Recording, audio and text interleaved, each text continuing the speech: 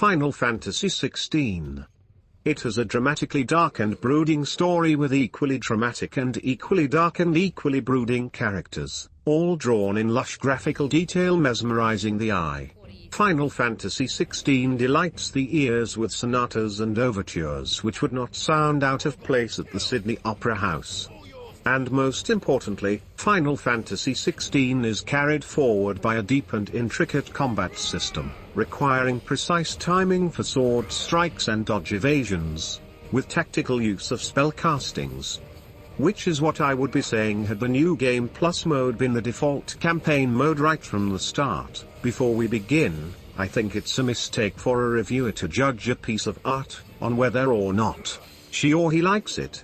Rather, a reviewer should judge a piece of work based on how effective it is in achieving the creator's goals. So, I'll be judging Final Fantasy XVI as a cinematic character action game and not an RPG. Don't worry. There will be no story spoilers. Though there will be some very minor gameplay spoilers. With that out of the way, let's go. I cannot believe Squaresoft would flatten a player's first experience through Final Fantasy XVI's main campaign in standard mode by neutering the enemies and bosses.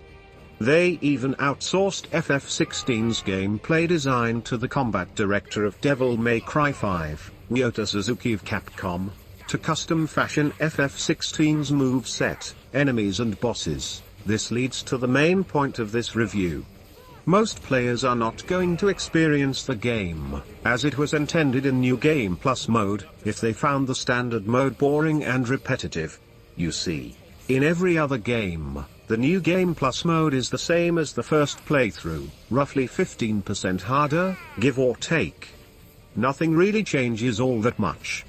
And that's the assumption most players will have of Final Fantasy XVI's New Game Plus mode.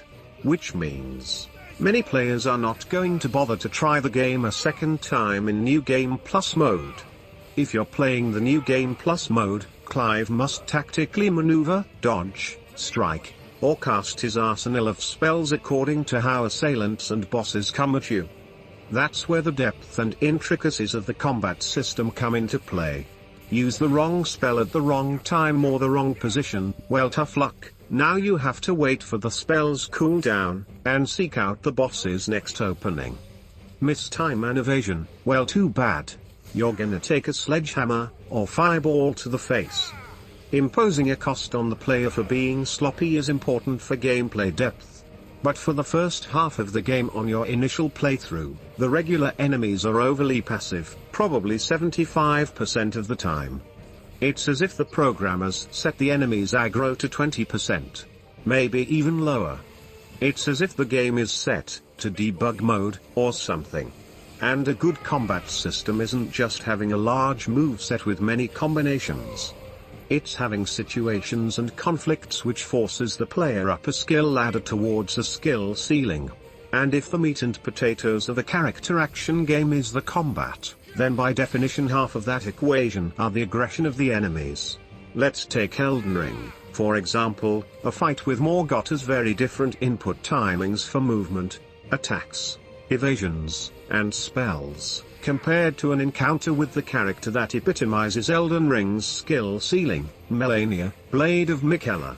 Now, I'm not saying Final Fantasy XVI's enemies and boss encounters needs to be as hard as Melania. I still have PTSD from confronting her. And that was over a year ago. Or even as hard as the later mid-campaign bosses of Elden Ring. Like the Fire Giant. What I am saying is this. During the standard mode campaign, the multi-layered combat depth of Final Fantasy XVI got flattened to just random sword swinging and firing off Clive's spells anytime you please, as there is little need for tactics, and not much input timing required. You'll simply default to the most rudimentary method of combat, since the game does not push the player up the skill ladder towards the skill ceiling. In most encounters, the nuance of the combat system is made unnecessary on the first playthrough. Nearly all the bosses are pushovers. They'll telegraph an attack, which is fine, but after executing their move the boss will have a 2 to 3 second recovery time where they're motionless, more or less, leaving you with a huge window to just wail on them.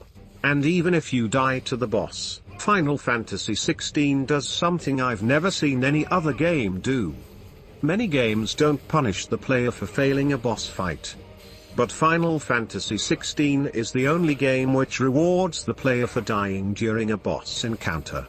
In the standard mode, if Clive dies during a phase of a boss fight, you don't restart the fight from the beginning of the encounter like every other game. Not only does he restarts the encounter, at the phase which he died in. For example, phase 2, the boss restarts with its health bar filled to just 3/4. And not only that, Clive will have his entire complement of health flasks maxed out, with no deduction to your in-game currency, even if he went into the fight initially with just a single flask. My guess is Final Fantasy XVI's project lead, Naoki Yoshida, as known as Yoshi P, wanted as many people to experience the narrative as possible, and was just afraid that some of Squaresoft's player base would be stuck at certain parts of Final Fantasy XVI's campaign. That's very noble and all, but the end effect of that is it leaves the player with a very tepid experience the first time through. Squaresoft would do themselves a huge favor by releasing a patch that makes the new Game Plus mode the standard campaign mode, and call the current standard mode Easy Narrative Mode, or something. Also, get rid of quick time events in boss fights. There's a reason why those died out around 2014. Almost no one loves them, though a lot of people hate them. It really kills the immersion. If you're not subscribed, now is a great time to do so. And be sure to hit like. Leave a comment, let me know what you think. I do video essays, commentary, and reviews on games. Best way to see them first is of course a subscription, so click subscribe. Don't forget to enable notifications. And as always, take care and see you around.